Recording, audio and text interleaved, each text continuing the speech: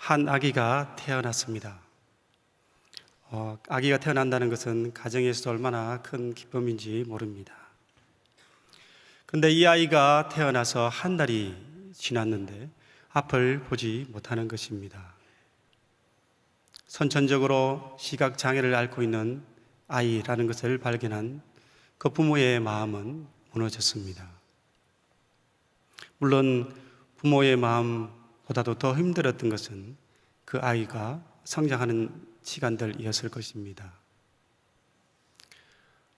자라는 동안에 앞이 보이지 않기 때문에 얼마나 많이 부딪히고 넘어지고 빠지고 또 깨지면서 또 얼마나 많이 울었는지 모릅니다. 흔히 아이들이면 다 투정 한번 해보지 못했고 자라면서 자신의 미래와 또 직업이나 가정에 대해서 생각할 겨를도 없었습니다. 오직 앞을 보지 못하는 그 처지 형편에 살아남아야 한다. 어떻게 하면 살 수 있을까? 그가 선택할 수 있는 길은 구걸하는 것밖에 없었습니다. 선천적으로 시각장애를 안고 앞을 보지 못하는 그 상황을 가지고 할 수 있는 일이 구걸밖에 없어서 사람들이 다니는 그 길목에서 소리 외치며 구걸하는 그런 삶을 살았던 한 사람이 있습니다. 어쩌면 세상에서 가장 불쌍하게 보이는 가장 어려운 처지에 있는 사람이라 할 것만 같은 이 사람의 모습이 우리에게 주는 영적 의미는 무엇일까요? 아마도 하나님 없이 살아가는 인생을 대변하는 것이기도 합니다. 또한 삶의 무거운 짐을 지고 그것을 해결하지 못해서 고단하게 살아가고 있는 인생을 표현한 것인지도 모릅니다. 삶의 크고 작은 문제, 그 어려움에 짐을 지고 한치 앞이 보이지 않는 인생을 살아가고 있는 우리의 모습일지도 모릅니다.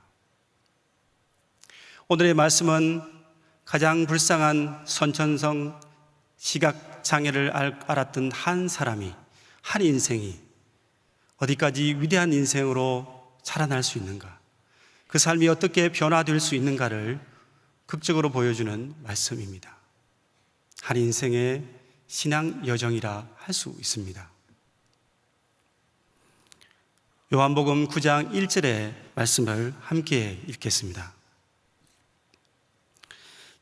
예수께서 길을 가실 때에 날 때부터 맹인된 사람을 보신지라. 마침 예수님이 그 길을 지나가시다가 날 때부터 시각장애, 맹인된 사람을 보았습니다. 그가 예수님을 만나기 위해서 어떤 수고를 했고 어떤 계획을 했는지 기록은 없습니다. 어쩌면 그가 할 수 있는 일은 큰 소리로 외쳐서 지나가는 예수 앞에 구걸하는 것이 전부였을 것입니다. 그런데 예수님께서는 그를 보시고 그에게 다가오셨습니다. 우리 예수님은 지나가시면서 그저 아무것도 보지 못한 듯이 가시는 그런 매정한 분이 아니십니다. 오늘 우리가 주님 앞에 나올 때 가지고 왔던 근심, 짐, 사람 앞에 내어놓을 수 없는 마음의 큰 아픔들, 그것을 외면하시는 분이 아니십니다. 그분은 그저 스쳐 지나가는 것 같지만 우리의 마음을 살피시고 우리의 처지와 형편을 살피시는 분이십니다. 그런데 찾아오신 예수님을 만나는 일에는 걸림돌이 있을 수 있습니다. 그것은 대부분 전통과 율법에 관련될 때가 많습니다. 오늘 본문 2절에 보면 제자들의 질문 속에 그것이 나와 있습니다. 함께 읽겠습니다. 제자들이 물어 이르되 라비여, 이 사람이 맹인으로 난 것이 누구의 죄로 인함이니까? 자기니까 그의 부모니까? 제자들의 이 질문은 의도하지 않은 질문일 수도 있습니다.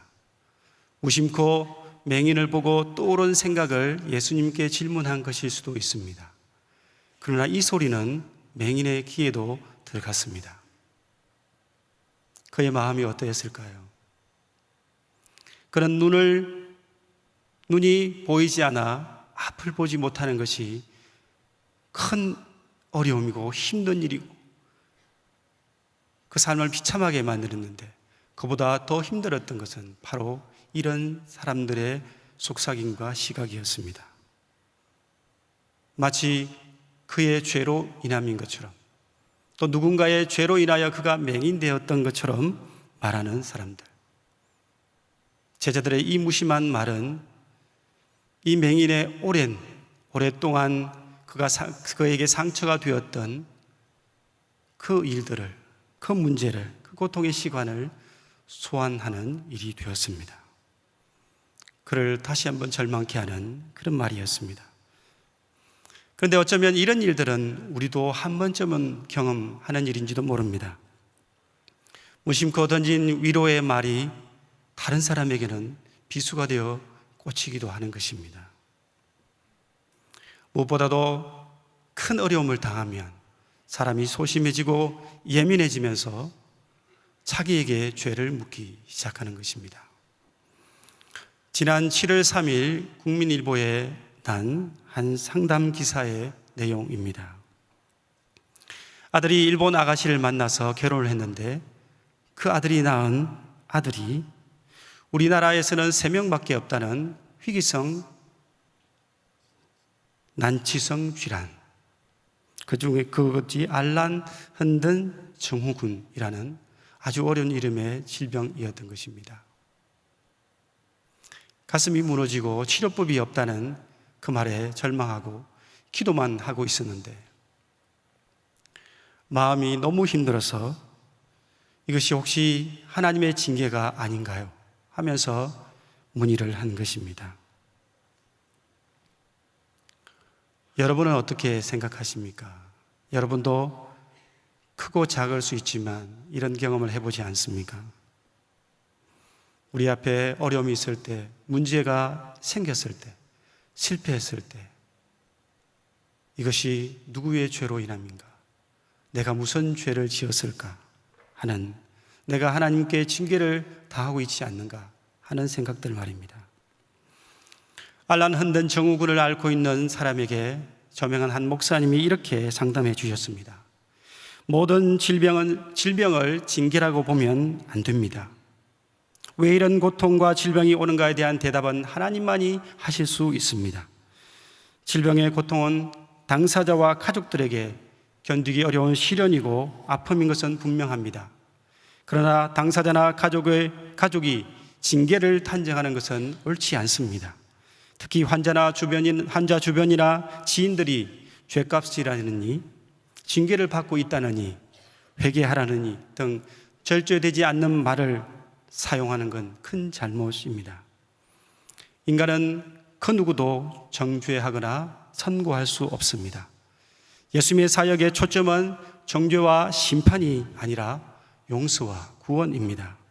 간음죄를 범한 여인을 향해 나도 너를 정죄하지 않는다 하시며 용서를 선포하신 분이 예수님이십니다. 제자들의 이런 무심한 질문에 그럼 예수님은 어떻게 대답하십니까? 3절의 말씀을 같이 읽겠습니다. 예수께서 대답하시되 이 사람이나 그의 부모의 죄로 인한 것이 아니라 그에게서 하나님이 하시는 일을 나타내고자 하심이라. 아멘. 예수님은 분명하게 말씀하십니다. 이 사람이 나면서부터 맹인이었던 것은 그의 죄나 부모의 죄 때문이 아니다. 하나님께서 고난 중에 있는 인생이 예수를 만나면서 어떻게 변화되는지, 그의 삶을 통해서 어떤 놀라운 일들이 일어날 수 있는지 보여주시고자 합니다. 그리고 예수 그리스도를 만남으로 그 인생이 하나님의 위대한 일에 참여하고 하나님이 위대한 일을 행하셨다 선포하기 위함이다 라는 그런 의미입니다. 여러분은 어떻습니까? 혹시 여러분이 이런 절망의 자리에 있을 때에 예수님의 이 외침을 기억해야 합니다. 너의 삶, 너의 고통, 너의 문제, 너의 어려움, 너의 질병, 그 모든 문제를 통해서 하나님이 어떻게 바꾸어 가시는지 보라. 그를 통해서 하나님이 영광을 받으실 것이다. 반드시 하나님은 일하실 것이다. 라는 이 말씀을 기억해야 하지 않겠습니까? 4절과 5절의 말씀을 읽겠습니다. 때가 아직 낮음에 나를 보내신 이의 일을 우리가 하여야 하리라. 밤이 오르지 그때는 아무도 일할 수 없느니라. 나는 세상에 있는 동안에 세상의 빛이로라. 예수님께서는 내가 아직 고난의 때가 되지 않았으니 내가 이 세상에 있는 동안에 나는 세상의 빛이다 라고 강력하게 선언하고 계신 것입니다. 그리고 이 말씀을 그 맹인에게 들려주시고 침을 뱉어 진흙을 이겨 그의 눈에 바르시고 실로암에 가서 씻으라 하시며 그를 보내십니다. 맹인은 태어날 때부터 앞을 보지 못하는 사람이었습니다. 한 번도 앞을 본 적이 없으니 또 볼 것을 기대하지도 않았을 것입니다. 어쩌면 오랜 세월 지나면서 이미 포기한 상태였을 것입니다. 그렇지만 그는 세상의 빛이다 라는 이 예수님의 말씀이 그의 귀 안에 메아리 쳤습니다. 내게 가장 필요한 것이 빛인데 그분이 세상의 빛이라고 하니 그분을 의지해야겠다 하는 그 마음이 일어났습니다. 그리고 친히 진흙을 이겨 그의 눈에 발라주시던 그 손의 자극, 그 따뜻한 손길이 아직까지 남아있는 듯 했습니다. 그래서 그는 곧바로 실로암에 갔습니다. 물론 실로암까지 가는 그 길이 눈이 보이지 않는 사람에게는 험난한 길이었을 것입니다. 그럼에도 불구하고 그는 곧바로 실로암에 가서 그 눈을 씻었습니다. 그래서 어떻게 되었습니까? 우리가 잘 아는 대로 그의 눈이 뜨이고 희미하게 보이더니 점점 선명해지는 것입니다. 이 얼마나 놀라운 일입니까? 상상할 수도 없었던, 꿈꾸지도 않았던, 기대하지도 않았던 일들이 그에게 일어나는 것입니다.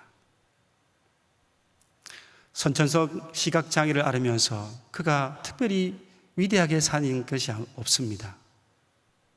특별히 대단한 무언가를 하지도 않았습니다. 그저 불쌍한 한 인생으로 늘 매일매일 가련하게 살았는데 예수님이 은혜를 주신 것입니다. 예수님이 그를 찾아오셨고 그에게 적극적으로 치유 행위를 행하시고 그를 고쳐주신 것입니다. 그에게 빛을 주신 것입니다. 이것이 하나님의 은혜입니다. 불쌍한 우리 인생이 아무것도 할 수 없고 그저 넋놓고 앉아있을 때에 오셔서 깨우시고 우리를 새롭게 하시는, 보게 하시는 우리 주님의 놀라운 은혜인 것입니다.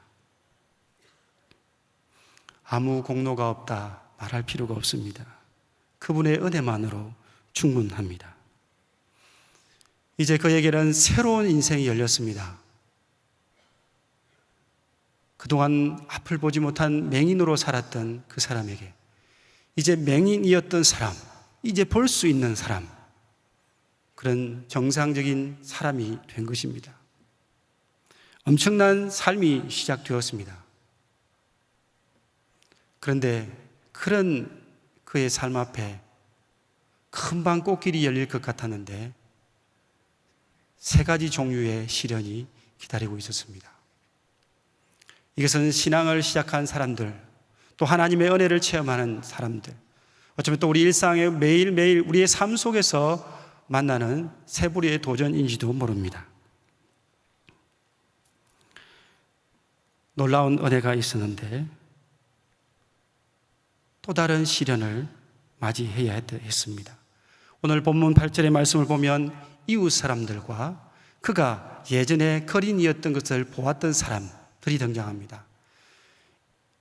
이 표현은 그들이 이 맹인과 일면식이 있었던 사람들이란 표현입니다. 적어도 그 맹인을 아는 사람들이었다는 것입니다. 그들이 그가 눈을 뜬 것을 보고 축하를 해 주었는지 성서는 기록하지 않습니다. 그런데 깜짝 놀랐다고 기록하고 있습니다. 얼마나 놀랐던지 이 사람이 그때 구걸하던 그 맹인이 맞느냐? 아니, 닮았는데 아닌 것 같다. 서로 논란이 일어났습니다. 그러자 그 맹인은 아니야, 자세히 보아라. 내가 바로 나면서 앞을 보지 못하고 거지로 살았던 바로 그 사람이다. 예수라는 분이 나에게 오셔서 내 눈을 뜨게 하셨다라고 알려주었습니다. 그런데 예수라는 말을 듣자마자 그 이웃 사람들, 그가 거린이었던 것을 보았던 사람, 그와 일면식이 있던 사람들이 당황하기 시작합니다. 그리고 그를 바리새인에게로 데려갑니다.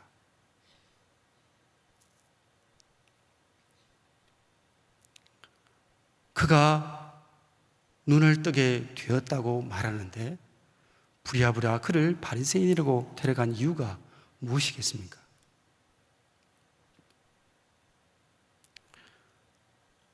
여러 해 동안 외롭게 살한 그 맹인을 품어주고 축하해주고 동네 잔치를 벌여주면 참 좋겠지만 그를 바리새인들로 데려간 것입니다. 아마도 그들은 바리새인에 대해서 뭔가 두려워하는 것이 있었던 것입니다. 바리새인이 어떤 사람입니까? 그들은 종교 지도자들, 사회 지도층에 있는 사람들입니다. 높은 지위에 있는 사람들입니다.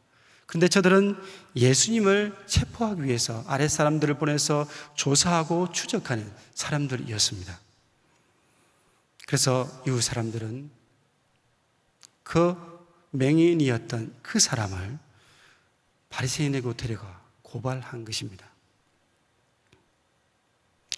장애를 앓고 있다 해방된 사람을 다시 죄인 취급하며 바리새인에게로 데려갔습니다. 이웃 사람들의 그 외면이 그의 첫 번째 시련이었다면 바리새인들이 그의 두 번째 시련입니다. 바리새인들은 그를 죄인 취급하며 취조하기 시작합니다. 어떻게 네가 보게 되었느냐? 네가 보게 된 경위를 말해보아라. 저들은 이미 예수가 이 치유를 행했다는 정보를 입수했습니다. 그래서 이 사람을 취조해서 예수님의 범죄 사실을 찾아내고 예수님을 체포하고자 하는 그런 음모를 꾸미고 있었던 것입니다. 바리새인들은 그의 치유에는 아무 관심이 없고 오직 그의 말에 빌미로 예수를 잡는 데만 전념하고 있었던 것입니다. 그가 예수가 어떻게 자기를 치유하였는지 바리새인들에게 말합니다. 예수가 자신을 고쳐준 얘기를 다시 한번 그들에게 알려줍니다. 그러자 그들은 그 얘기를 듣고 예수가 안식일에 해서는 안 되는 노동, 안식의 법을 어겼다라는 빌미를 찾았습니다. 안식일에 금지된 창조 활동이 있습니다. 그것을 멜라카라고 하는데 미시나에는 안식일에 해서는 안 되는 39가지 멜라카트가 있습니다. 그 중에 러시라는 것이 있는데 그것은 물이나 흙이나 시멘트나 어떤 가루에 물을 섞어서 반죽하는 행위를 금하는 것입니다. 예수님은 침을 진흙에 이겨서 반죽하시고 또 그것을 눈에 바르는 일까지 하셨습니다. 예수님은 율법을, 안식일의 법을 어겼다는 것입니다. 대부분의 바리새인들이 여기에 동조했습니다. 그러나 니고데모와 같은 몇몇 사람들은 그것에 동조하지 않았습니다.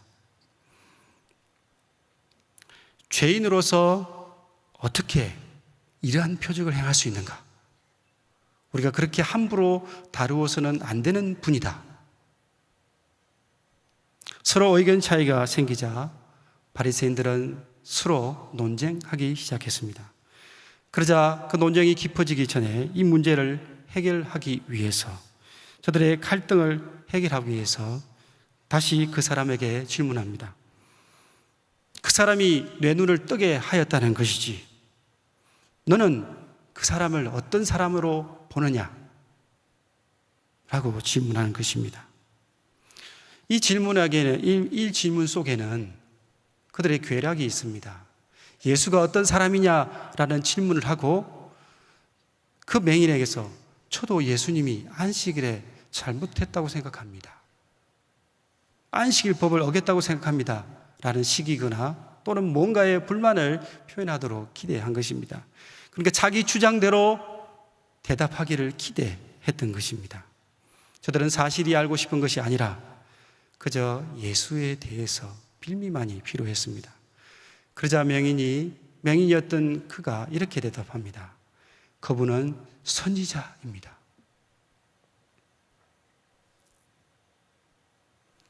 그는 죄인 취급하면서 취조를 받고 있는 가운데 있으면서도 예수님을 선지자라고 담대히 선언했습니다. 저들은 스스로 모세의 제자라고 하는 사람들입니다. 모세의 율법을 연구하고 모세가 정한 모세의 율법을 따라서 철저하게 살아가는 사람들이었으니 저들은 분명 모세의 제자입니다. 바리새인들은 율법에는 능통하고 율법에는 익숙했지만 맹인이 보았던 그 예수가 누군지를 제대로 보지 못했습니다. 저들은 눈을 뜨고 있었지만 영적으로는 맹인이었던 것입니다. 저들은 또한 자신뿐만 아니라 눈을 떴던 사람, 은혜 받은 사람들도 자신의 처지로 끌어내리려 하는 사람들입니다. 이것이 우리 그리스도인들, 또 믿음의 사람들이 살아가는 삶에서, 신앙의 여정에서 만나는 시련 가운데 두 번째인 것입니다. 이 맹인으로는 해결이 되지 않자 바리새인들이 이제 그의 부모를 소환합니다. 얼마나 매정한 일입니까? 부모들이 무슨 죄가 있다고, 아이 때문에 힘들게 살아온 생이 얼만데 그들을 불러서 소환하여서 치유를 하는 것입니다. 신문을 하고자 한 것입니다. 불려온 부모들은 얼마나 놀랐겠습니까? 처음에 자기 아들이 눈을 뜬 것을 보면서 깜짝 놀랐겠지만 눈을 뜬 그 아들을 신문하고 있는 바리새인들을 보면서 축하받아야 할 그 아들이 죄인처럼 신문받고 있는 모습을 보면서 놀랐을 것입니다. 어쩌면 바리새인들이 두려웠을지 모릅니다. 바리새인들은 잔뜩 겁을 먹은 그의 부모들에게 질문합니다. 이 아이가 네 아들이냐? 이 아들이 어떻게 되어서 눈을 뜨게 되었느냐? 이 아이가 우리 아들인 것, 평생 눈을 뜨지 못하여 앞이 보이지 않아 불쌍하게 살았던 내 아들인 것은 확실합니다. 그러나 그가 어떻게 눈을 떴는지는 내가 모릅니다. 우리 아들이 장성하였으니 그에게 물어보십시오 하면서 그를 떠난 겁니다. 유대인의 바리새인의 그 신문 앞에 부모로서 그 아들을 도울 수가 없었습니다. 도움을 줄 엄두가 나지 않았던 것입니다. 바리새인들은 그의 부모에게서 무언가를 찾으려 했지만 아무것도 찾지 못했습니다. 그저 아들을 돕지 못하는 불쌍한 한 부모만을 만들어내었을 뿐입니다. 바리새인들이 그의 부모에게서 아무것도 얻지 못하자 다시 그 맹인 되었던 사람, 그를 소환하여 2차 신문을 합니다. 저들은 예수님이 이 사람을 고쳤다는 그 사실을 결코 받아들일 수가 없었습니다. 그래서 사실대로 말하라. 네가 하는 그 말이 하나님께 영광이 될 수도 있고 아닐 수도 있다. 그리고 단도직입적으로 예수가 안식일을 범했다라고 시인하라는 것입니다.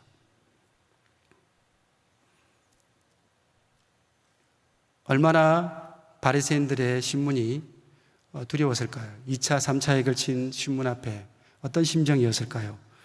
그런데 그들의 신문 앞에 그는 담대하게 이렇게 대답합니다.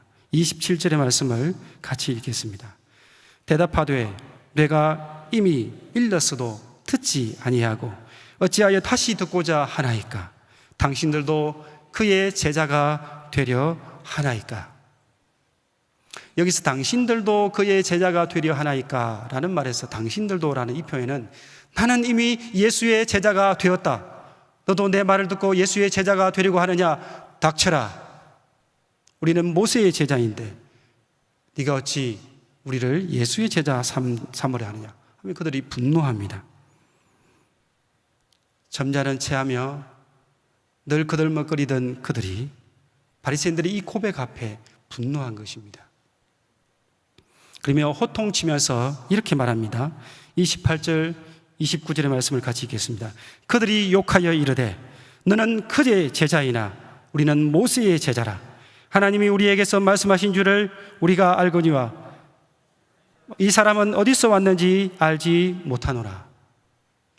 맹인이 하였던 이 신앙 고백에 분노했던 바리새인들은 자신들은 모세의 제자라 큰 소리를 칩니다. 분명 저들은 모세의 제자입니다. 그러나 저들은 예수가 어떤 분이신지를 몰랐습니다. 모세가 예언했던 메시아 그분이 예수인 것을 그들은 알아보지 못했던 것입니다. 그들은 모세로 통해서 주어진 율법만 알았지 그 율법을 이루시고 율법을 완성하시는 예수 그리스도, 은혜와 진리 이루신 예수님을 알지 못했던 것입니다. 영적 맹인들이 바로 바리새인들이었습니다. 저들의 이 질문에 맹인은 이렇게 대답합니다. 이것은 마치 그의 신앙 고백이라 할 수 있습니다. 30절과 33절의 말씀을 유진 피터슨의 메시지 성경으로 함께 읽어보겠습니다. 그 사람이 대답했다. 참 놀라운 일이다. 여러분은 그분에 대해서 아는 게 없다고 하지만 그분이 내 눈을 뜨게 해준 것은 틀림없는 사실입니다. 모두가 알다시피 하나님은 죄인들의 말대로 하시는 분이 아니라 누구든지 경건하게 살면서 그분 뜻대로 행하는 사람의 말에 귀를 기울이시는 분입니다. 누군가 날 때부터 눈먼 사람의 눈을 뜨게 해주었다는 이야기를 나는 들어본 적이 없습니다. 그분이 하나님에게서 오시지 않았다면 아무 일도 못하셨을 것입니다. 얼마나 놀라운 고백입니까? 맹인은 예수가 하나님께부터 온 분이라는 것을 분명하게 증거하고 있는 것입니다. 그런 예수에 대한 온전한 신뢰를 갖고 있었습니다.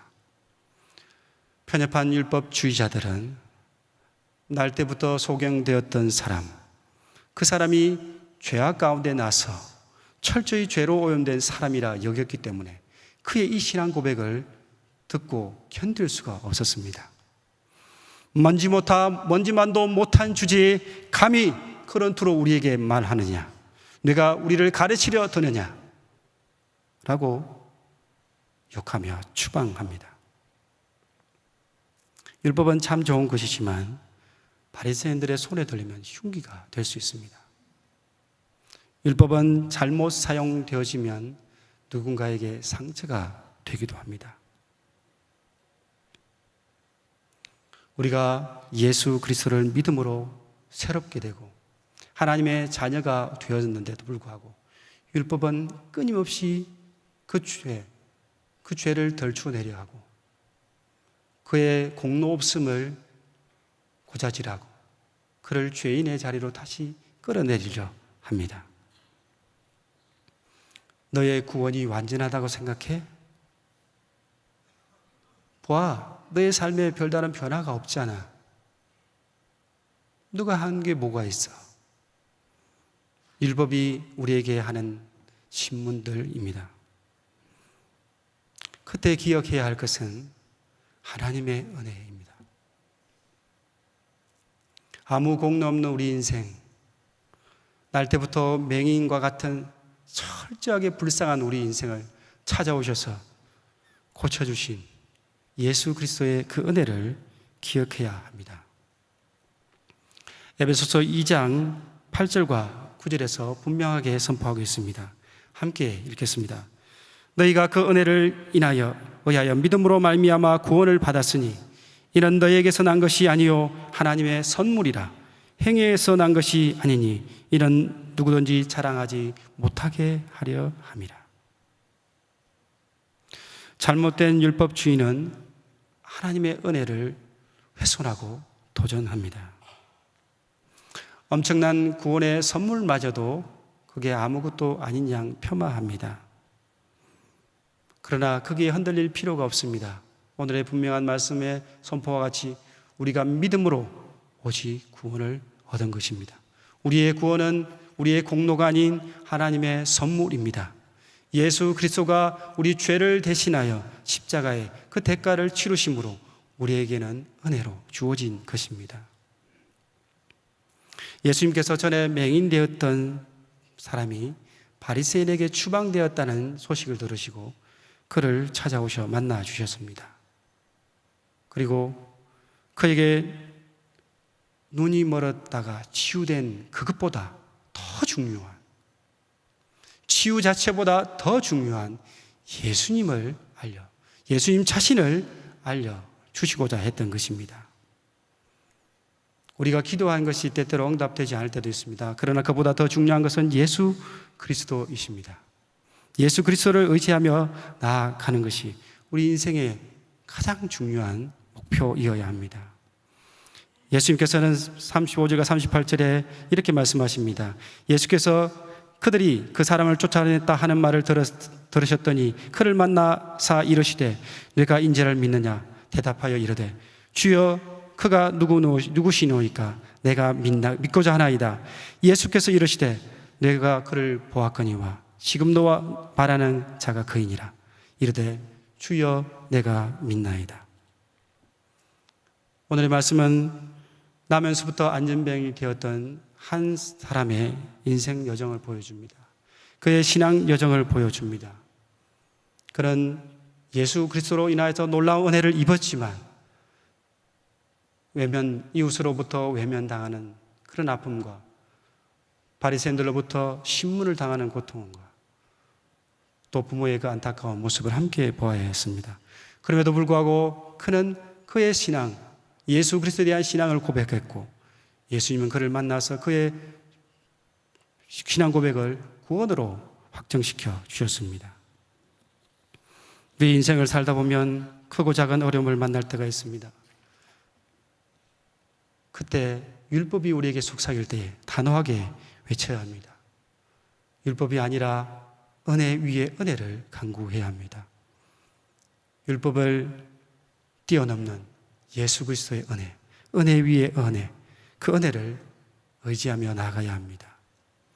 오직 은혜 위에 은혜를 누리는 삶이 그리스도인의 참된 행복의 길입니다. 기도하겠습니다.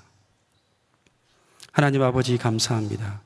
날 때부터 맹인되었던 사람, 그보다 더 비참한 죄인이었던 우리를 주님이 찾아와 주시고 예수 그리스도의 보혈로 그 대속의 은혜로 구원해 주시니 감사합니다. 하나님의 크신 은혜를 받았으니 우리도 그 은혜를 나누며 전하는 삶을 살게 하옵소서. 삶의 어떤 고난이 와도 주님의 은혜 앞에 흔들리지 않는 그런 믿음으로 살게 하여 주옵소서. 오직 예수 그리스도를 바라봄으로 믿음의 여정에서 승리하게 하여 주옵소서. 그리스도이신 예수님의 이름으로 기도합니다. 아멘.